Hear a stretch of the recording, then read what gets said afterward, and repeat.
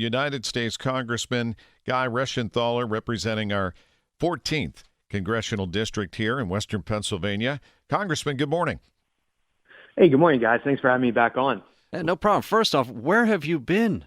We haven't had you as a guest on in a while. What's up? Well, it's nothing personal, guys. My life has been a whirlwind. I got married in October, went on the honeymoon, of course, and the holidays. So it's been wild on my end. All good stuff, but good to be back to getting back to normalcy. Well, congratulations on your marriage, and we kind of start this conversation with some potential breaking news.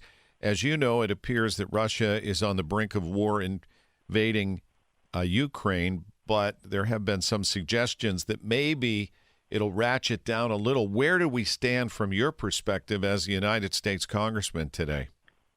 It's so hard to gauge what the Russians are going to do because ultimately it all comes down to what Putin wants to do. And, Putin views, I don't agree with this, but Putin views all the former blocked satellite states as rightfully belonging to the Russian Federation. So Latvia, Estonia, for example, he wants them back in the Federation. Ukraine, of course, he wants back in the Federation. He took Crimea back in, I believe, 2008, 2010 timeframe. So he really wants to re-exert and expand the Russian Federation to the USSR borders. That's very problematic. Also, he's very threatened by the fact that Ukraine may join NATO, which would put an alliance that's basically put together to counter Russian aggression. It would put NATO on his back doorstep. So I don't agree with Russia on this, but that's what Vladimir Putin is looking at. I think that we should be doing more to defend Ukraine. I think we should be sending more war material, anti-tank missiles, surface-to-air missiles, for example, to help the Ukrainians stave off an invasion.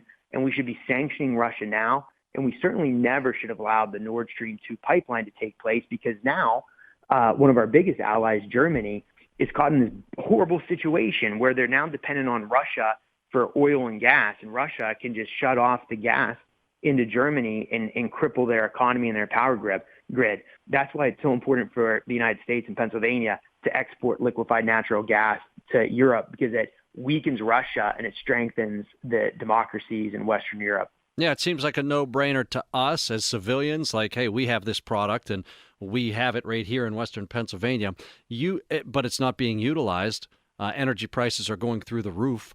You wrote a letter last week detailing a plan to get coal back in the mix. Can you tell us about that letter and what spurred it? Yeah, so you guys know that I'm an all above, everything above the line energy guy. Basically, we need to have energy. We need to have domestic energy production.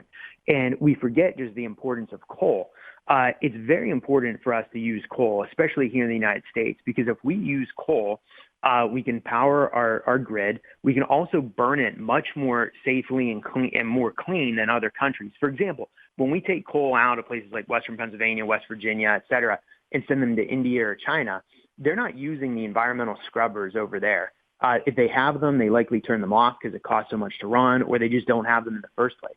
So why aren't we just using our coal resources here where we can burn it cheaply, we can employ individuals, and we can strengthen our power grid? And to anybody who drives a Tesla or is into the electronic vehicle craze, don't kid yourselves. Those batteries are powered by coal. When you plug that car into the drywall does not produce the electricity. That electricity is being produced by a coal-burning electric plant, which is powering your Tesla. So if we're going to actually make the move into the electronic vehicle era, if we're going to do what's right for the global environment and the Pennsylvania worker, we need to make sure that coal is part of the equation in our energy portfolio. We're with United States Congressman Guy Reschenthaler. As you know, once steel collapsed here, and many Rust Belt cities have been unable to recover. Pittsburgh's done a remarkable job, but boosted in large part by the energy that we sit on, one of the largest natural gas reserves in the world. Are we taking full advantage of that? We're not taking full advantage of it. And you're right. We are a state among nations in terms of energy production. We have more energy reserves than the only one that beats us is actually Saudi Arabia. That's how much gas we have. Also, our gas is much cleaner than the gas, for example, that we're importing from Russia. but I digress. We are not taking advantage of the full power of the resources we have. Great example. We have one cracker plant, and that should be applauded. But experts say that our region should have 5 cracker plants. But a lot of the cracker plants are looking at being built in West Virginia and Ohio because we have so much regulation. We have a punitive corporate income tax. We also have a permitting process that's disastrous for the industry. So if we do want to take advantage of our resources, we need to reduce taxation, we need to reduce the regulatory burden, and we need to streamline the permitting process. If you do that, we'll have multi-generational jobs.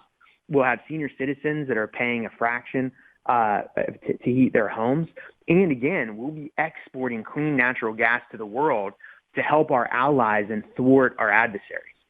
And Congressman Guy Reschenthaler, this morning, Pittsburgh Business Times reporting that the Homer City power generating plant is considering idling. It's the largest coal-fired power plant in the Commonwealth of Pennsylvania. So it's another strike against coal in our region. What do you hope your letter will do? What do you hope the results will be?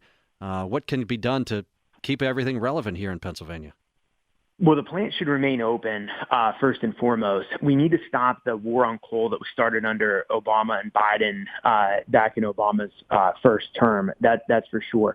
And we've got to take a realistic view at energy. So many people are talking about renewables, solar, and so forth. And that's fine. Again, I'm an all of the above energy kind of guy.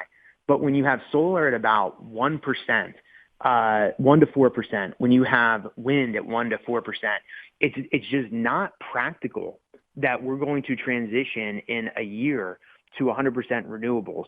Coal should be part of the portfolio because it's going to help our economy move forward. And again, we're far better off burning and using the coal here than shipping it to other nations where they don't have the environmental standards. So I hope my letter makes a difference first and foremost for the people that are employed and that people's jobs rely on that plant, but also just to make sure the coal remains part of the energy portfolio in Pennsylvania. You know, there are 5,000 people that were working at Westinghouse in Cranberry. Whatever happened to nuclear power? I'm a big proponent of nuclear power, and it's amazing what you're going to see in the years ahead. For example, you can have small modular nuclear power plants that are about the size of a city block. They're not the huge, gigantic plants that you had in the past. You know, France does an excellent job with nuclear. Also, the nuclear waste debate that you heard years ago, that's been flipped on its head because the nuclear waste is now viewed as a resource. You can use the nuclear waste you can treat it and actually use it to produce more nuclear power. There's some evidence now that you can use it for medical applications, for example. The Chinese are actually buying nuclear waste and they're using it to put into their nuclear submarines. So nuclear has been totally turned around on its head. I'd like to see an expansion of nuclear. There's just such a fear after 3 Mile Island, of course, of expanding nuclear. But this is a clean resource. It's incredibly safe. Again, you had a few issues, but that was decades ago. And with the new methods, you could have very small plants that would generate a lot of power for the immediate area. We should definitely double down on nuclear. And you know who is doubling down on nuclear? It's China. China is expanding nuclear at an unfathomable rate, bringing a lot of nuclear plants online. And the problem with that for us is this. It's going to make manufacturing in the United States, it's going to put us at a disadvantage to China. Because with manufacturing, if you can manufacture with lower energy costs, it's going to build in more profit for you. China will have a very low cost of energy for one, all the nuclear, all the coal they're burning, et cetera. When we put regulations and burdens on our energy sector, it makes it more and more expensive for us to manufacture goods, and we fall that further behind China. Well, let us know what you hear from your letter. We appreciate your time this morning as always, and good luck on your honeymoon still on for a full year. I think it is, Congressman. Hey, thanks, gentlemen. Take care. You got it. Guy Reschenthaler, United States Congressman, District 14.